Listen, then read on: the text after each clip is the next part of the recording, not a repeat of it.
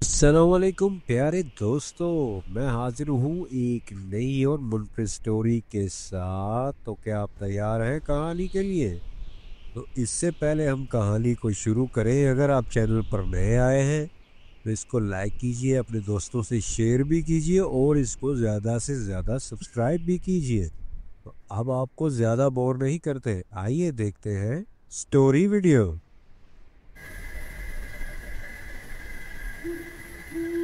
सिपहर का वक्त, सूरज सर पर है। जगह एक वसीओ अरीज रेगिस्तान का किनारा जहां दूर दूर तक सिर्फ रेत ही रेत है। एक छोटा सा कच्चा मकान जिसके बाहर हाशिर, जिसकी उम्र 40 के लगभग है, परेशानी के आलम में बैठा है।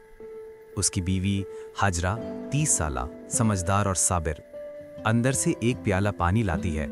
हाशिर साहब, ये लें कुछ ठंडा पानी। आप दिन भर से रेत में बैठे हैं, गर्मी बहुत है। जरा अब क्या होगा? रेगिस्तान में कोई नहीं आता।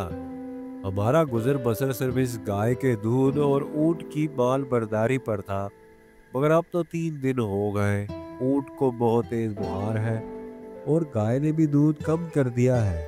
मेरी समझ में नहीं आ रहा क्या होगा। रात का पहला पहर, आसमान पर तारे चमक रहे हैं। जगह घर के अंदर मध्यम दिए की रोशनी में। हाशिर और हाजरा चारपाई पर बैठे हैं। बच्चे गहरी नींद में सो रहे हैं। हाशिर अब भी बेचैन है। अल्लाह पर भरोसा रखें, आपने तो हर मुमकिन कोशिश की है। ऊंट हमारा सच्चा साथी है और गाय का दूध ही बच्चों की खुराक है। हमें सब्र से काम लेना होगा।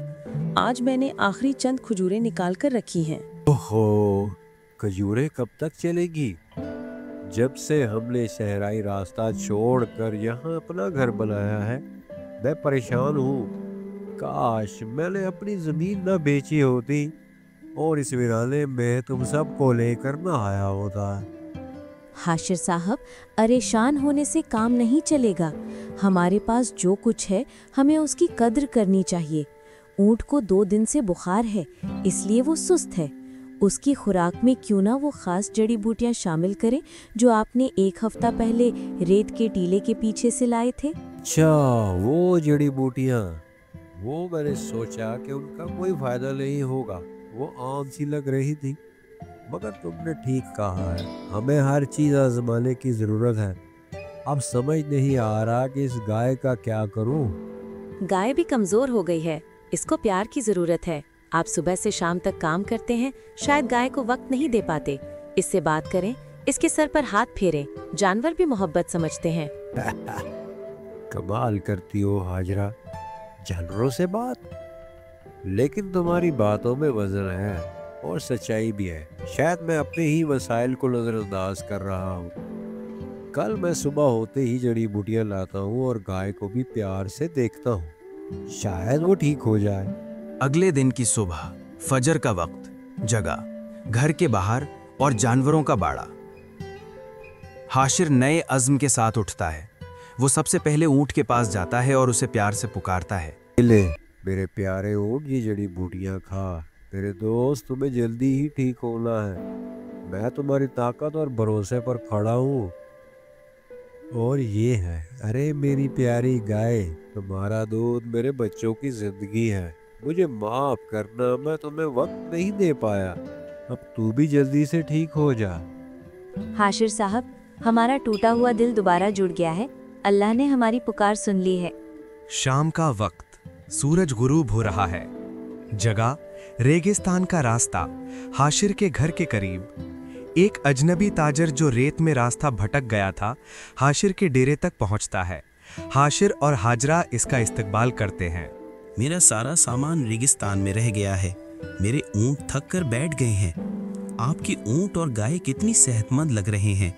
क्या आप मेरा सामान वापस लाने में मेरी मदद कर सकते हैं? मैं आपको इसका बहुत अच्छा मुआवजा दूंगा। अरे हाँ हाँ, जरूर, क्यों नहीं।